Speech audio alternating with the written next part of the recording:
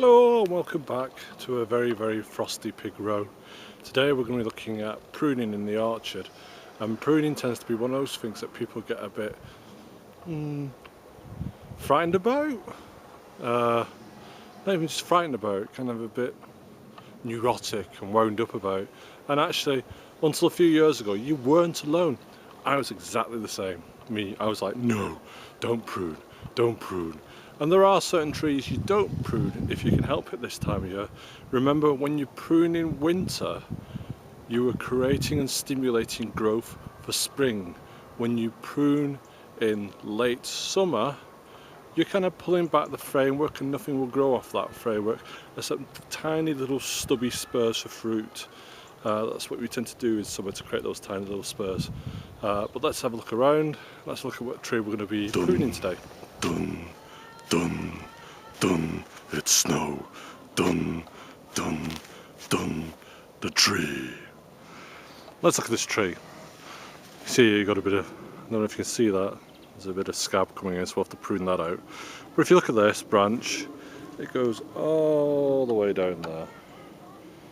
And there's only these here, you can see here, just here. They're turning into fruiting spurs.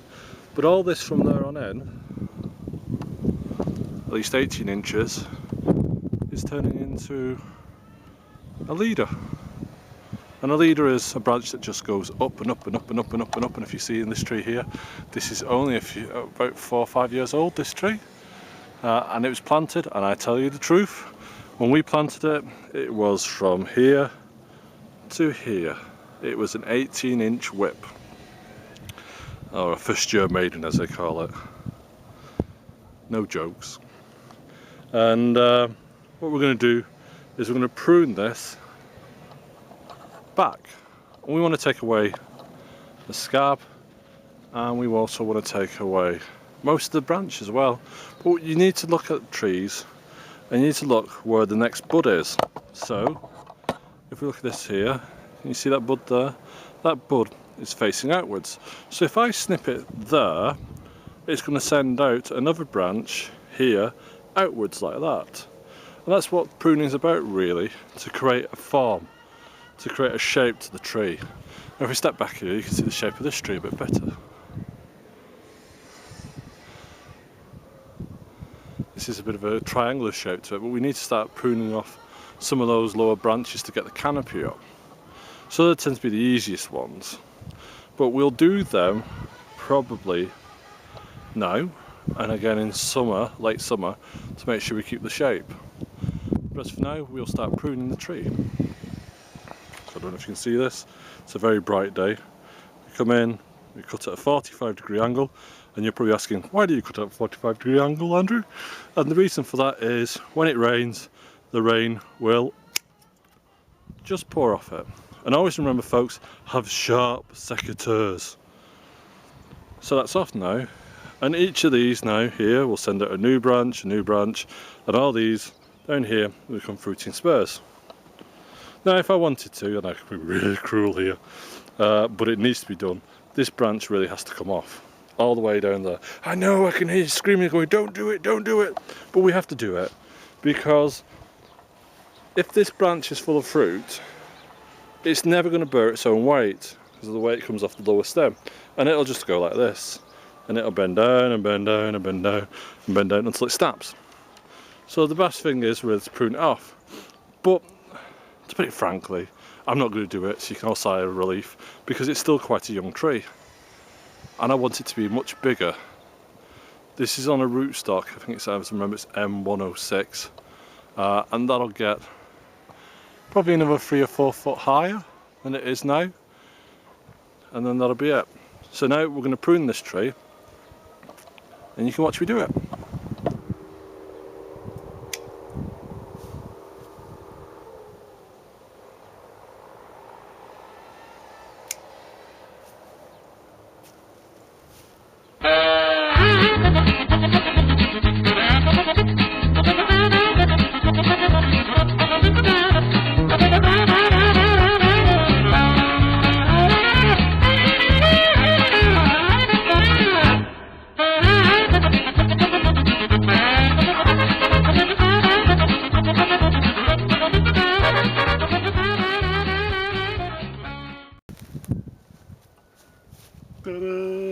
probably wondering why I was holding all those branches as we were going around the tree, and the reason for that is quite simply disease.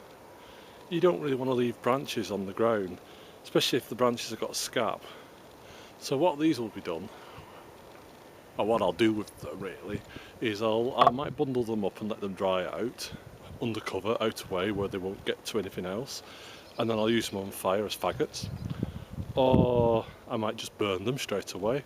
But what you should never ever do is you shouldn't compost them, because that gets into your compost and then it spreads to other trees in the garden, and you shouldn't leave them on the ground under the tree. Now if you notice, quite a lot's come off that, and if we look at the tree, we've taken roughly a third off the tree. It's still got the same shape, and certainly as the years go on we'll remove some of the lower branches. So I'm even now thinking a few years from now that this branch will be removed, and all the lower branches from there on in. Don't do this at home, folks. I will remove everything from there on in down later on, but that's for another year. We don't want to stress the tree out too much, and it has been an odd kind of winter. If you look around, we have got snow, and it is a good day to do it because it's very, very sunny. A question. Shh! A question I get asked quite a lot is, when do I prune my plum tree? The simple answer to that is, don't! That's the best answer I can give. Because really, if you prune a plum tree at this time of year, oh, you'll be so sad. What will happen is that a disease will get in called silverleaf, or even something far worse, some horrible little scurrying bugs, and your tree's dead. Not straight away, but it will be after a few years. So your best bet is to leave plum trees well alone.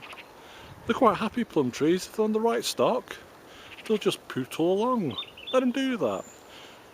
Now then, if you do want to prune your plum tree, if you're there and you're thinking, well, my plum tree is now 40 foot high and it's really kind of leaning on the house, and every time I go out the house plums fall on my head.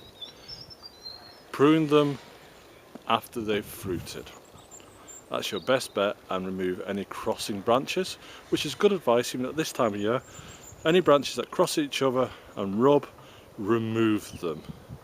Trust me, it's akin to you sitting there all day long rubbing your legs together. You're going to give yourself a static shock, or worse still, a very nasty rash. And when you get a nasty rash, it itches and it gets worse and worse, and you scratch it and it becomes an open sore, and that's just like that on trees. They simply can't scratch themselves, so it becomes an open sore and canker gets in, and other nasty little bugs and diseases. So we take cross branches off. Not cross branches, not branches that go, I hate you, but branches that cross each other and rub against each other in the wind. So we've looked at the basics of pruning, and if you do prune, look for that little bud, that tiny, tiny bud that you're pruning to, and decide which way you want it to go. If it's facing outwards from the tree, guess what? A branch is going to come out of that bud in spring. If, for some unknown reason, you prune it with the bud facing into the tree, into the crown of the tree, guess what? The branch is going to go that way, like that, straight up. And that could cause problems. We want an open centre to our trees, so air can get through. And that's it really, that's the basics of pruning. It's so simple. I'm going to try and do a fact sheet for you with little drawings on so you can see what they look like. I hope you enjoyed this. It is very, very cold out here. I don't know if you can see the steam coming out my mouth. But it's a good time to be pruning your trees. Just choose a day where it's going to be clear, it's not going to rain at any point, and then get your secateurs out and try. The worst that can happen is, well, nothing really. You're not going to kill the tree. Trees are pretty hardy things. They'll keep going, but you may end up with an odd shape next year. So remember, prune in spring and you stimulate growth. Prune in late summer and you pull that growth back. You keep it contained. That's it. Thank you. Goodbye.